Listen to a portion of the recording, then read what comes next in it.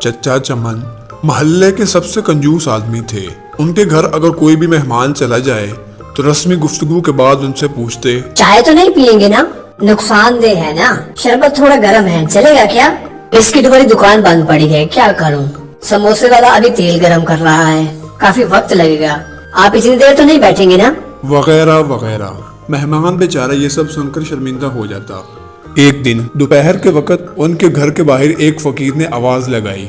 चमन ने पूछा, कौन है? फकीर बोला, बेटा मेहरबानी कर दो, मुझे 10 रुपए दे दो, मेरे पास सालन है, रोटी लेकर खा लूंगा। जाओ दफा हो जाओ, नहीं है मेरे पास पैसे।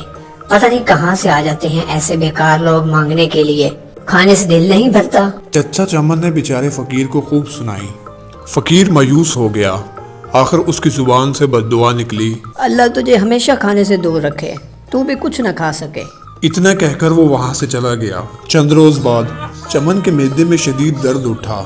दर्द इतना शदीद था कि वो चीख चीख कर रोने लगा। घर वाले उनको अस्पताल ले गए। अस्पताल में चचा चमन के मुख्तलिफ टेस्ट हुए। डॉक्टरों ने हदायत की कि 10-15 दिन अस्पताल में रुकना पड़ेगा ताकि मुकम्मल इलाज किया जा सके। अस्पताल से घर वापस आए तो कमजोरी से निढाल थे, बहुत बुरा हाल था। डॉक्टर के पास जाते हैं तो वो कहता है कि बदपरहेजी की है। टेस्ट करवाते हैं तो सब कुछ ठीक आता है। दवा बाकायदगी से इस्तेमाल करने के बाद भी तबीयत संभलने को नहीं हो रही। रंग पीला पड़ा जा रहा था, थोड़ा सा खाने पर भी उल्टी हो जाती। उनको मौत का खौफ होने लगा। एक रात सोचते सोचते उनकी आंख लगी तो ख्वाब में क्या देखते हैं कि वो देग के पास बैठे हैं और पुलाव तकसीम कर रहे हैं। सुबह उठकर चचा चमन ने घर वालों को ख्वाब सुनाया। उन्होंने मशवरा दिया कि गरीबों को खाना खिलाएं। चचा चमन ने घर वालों से मशवरा किया कि 10 किलो की देग पर कितना खर्चा आएगा।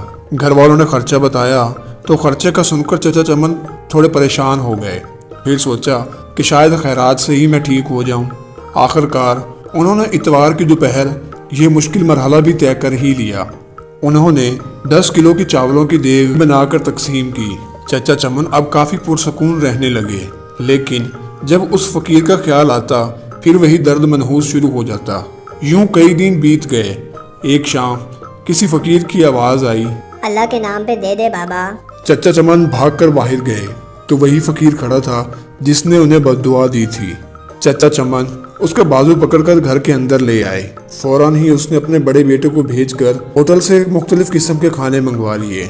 कुछ ही देर में लड़का मुख्तलिफ किस्म के खाने ले आया। फिर चचा चमन ने और उस फकीर ने पेट भर कर खाया। जाते वक्त फकीर बहुत खुश था।